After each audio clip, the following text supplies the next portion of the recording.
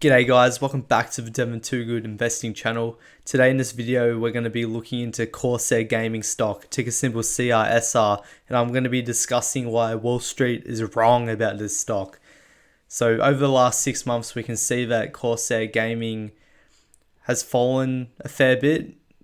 You know, it got as high as $36 and has fallen all the way down to $27. And you can see over the past year, if we go back a year ago, Corsair Gaming got as high as $45, but today we're sitting at $27.93 with a market cap of $2.62 billion. And one thing we must take into account is how cheap this company is trading right now. You can see that in terms of trailing PE, they're trading at 17.78, and then in terms of forward PE, based on forward expectations, they're trading at 14.62. Now, this is really, in my opinion, it's kind of ridiculous. Like, the trailing PE, I think they should be trading at about 25. I think that would be a conservative sort of PE for Corsair Gaming. But in terms of forward PE, I think a more realistic PE would be about 20. And to back this up, let's have a look. So you can see that last quarter, they grew revenues year over year by 24%. So if you think about it, like, you know, a company growing revenues by 24% year over year has zero business trading in the teens in terms of PE ratios. Just no business at all. And we also must consider that this quarter here is literally overlapping the main COVID quarter, like the main pandemic quarter. So, like, anyone who thinks this stock is slowing down because COVID is over and people are going outside, look, yeah, I just don't agree. I believe gamers are going to game no matter what. Corsair Gaming, it appeals to the hardcore gamer, and hardcore gamers spend a lot of money on gaming. It's not going to change. And look, they probably won't grow 24% every quarter in terms of year over year growth, but the fact that they're trading in the teens and they have achieved this level of growth after a pandemic quarter, I think it's a bit silly.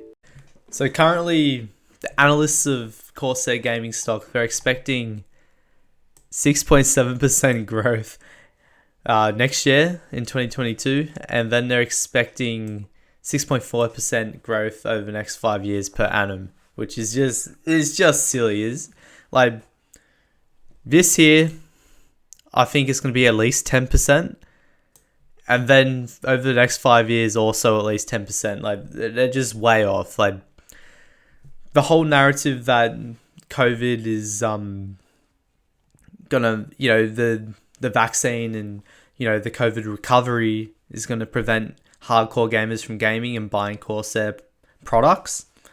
It's just silly. It's just silly, to be honest. In terms of revenue, analysts are expecting 20% sales growth this year, pretty much. I believe that's about in line with analyst estimates. With company guidance. We can see if I flick to company guidance real quick, they are guiding between 1.9 and 1.9 and $2.1 billion in terms of revenues. I do think that is realistic, so I think analysts in here will get the revenue right. But in terms of the 2022 sales growth, look, Wrong. Don't be surprised if they do at least. I wouldn't be surprised if they did at least $2.3 billion in revenue. In terms of the earnings estimates by analysts, we can see that they've got an average earning estimate for this year of $1.79 per share. I believe this is fairly reasonable, but if we look to 2022, they've got $1.91, which I think is a little bit low, especially considering this year Corsair Gaming and all companies is facing a lot of shipping cost increases and also just inflation in general. I do think the price of shipping is going to calm down.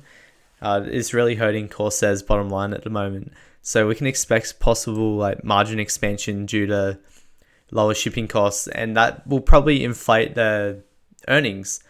On top of that, the fastest growing portion of their business is the streaming peripheral side of their business. And that's got a higher gross margin than their computer components side of their business. And that's growing at a faster pace. So as that continues to grow, we'll see margin expansion on the bottom line. And we'll probably see earnings grow faster than revenue. At least once the shipping fiasco calms down. So guys, in terms of what I think this stock is worth, if we look at my discounted free cash flow model, you'll see that in 2025, I believe that the share price will be $64.95, roughly, about that. And that's based on 2025 free cash flow of $325 million.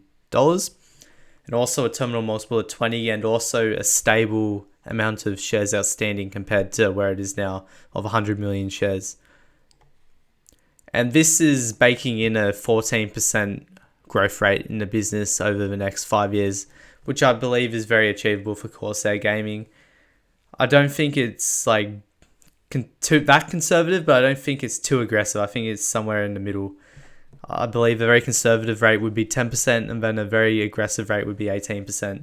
I think 18% is probably quite unlikely, but I think 14% is quite realistic. So because I like to achieve a 22% rate of return, that incorporates a nice margin of safety for me. I will be looking to buy more of a stock if it hits $26.61. Otherwise, I'll stay patient and look for other opportunities. In order for it to drop down to that level, if I pull up my sheet, it only needs to drop another 4.73% for that to happen. So in that case, I'll buy more. If not, stay patient. But guys, that's all I've got for this video. Please like, please subscribe. I'm going to be keeping you updated with more Corsair Gaming updates in the future. But anyway, guys, have a good one.